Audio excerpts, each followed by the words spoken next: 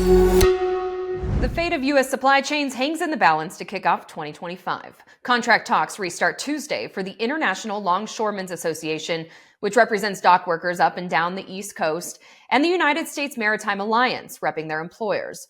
If the two sides don't come to terms by January 15th, more than 45,000 dock workers could hit the picket line again. The talks are months in the making after the two sides ended a short-lived 3-day strike back in October. At the time, the longshore workers agreed to a 62% pay raise over the next 6 years. The wage issue is resolved for the time being, which means automation will be the focus of these discussions. Yeah, I think that the dilemma that we have is that the longshoremen, they've always been a strong union. And so they realize that if you automate, you're going to take away their jobs. Longshore workers have called for a total ban on automation. The issue is so contentious, the ILA reportedly walked out of negotiations back in November because the Maritime Alliance was, quote, pushing automation and semi-automation language in its master contract proposals that will eliminate ILA jobs. They want to go automation. They want more money now. Get rid of these men. We don't need them no more. It's a big change going on. I've been fighting automation for years. They destroyed LA. They put a fully automated terminal at the Maersk line. 800 longshoremen lost their jobs. If it was up to them, they would like to see everybody lose their jobs. Despite these concerns, employers have promised no jobs would be cut due to automation. This is kind of the conundrum that we're in.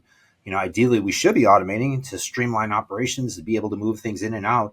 But unfortunately, automation does come at a price from a job standpoint. And there will be less jobs on the ports if you automate. And so this is kind of the sticking point. The union has found an ally in President-elect Donald Trump, who met with leadership in December and shared his pro-labor views. I've studied automation and know just about everything there is to know about it, Trump wrote on Truth Social in December. The amount of money saved is nowhere near the distress, hurt, and harm it causes for American workers, in this case, our longshoremen. Supply chain expert Patrick Penfield told us in September the U.S. is woefully behind when it comes to automating its ports. And global rankings have the busiest U.S. ports ranked near the bottom of the pack when it comes to efficiency. There's not a single U.S. port in S&P Global Rankings top 50. Sadly, the United States has some of the worst ports in regards to automation.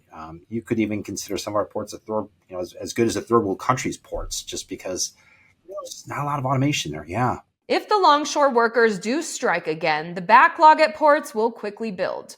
Eventually, that backlog would have a ripple effect throughout industries and ultimately Americans' wallets. So you'll see, again, congestion. So rates will go up.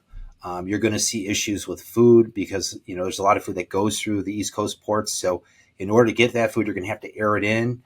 And so if you air anything these days, it's going to cost a lot more money. And so that's kind of what you'll see prices go up. At first, you'll start to see stuff. There'll be some availability issues where you won't see as much food as you do, like bananas and seafood. And then eventually, the food retailers will bring that stuff in via air. And then you'll start to see significant price increases. Again, the deadline to avoid this calamity is January 15th, just 5 days before Trump's inauguration. To stay on top of updates to this story, download the Straight Arrow News app and enable notifications.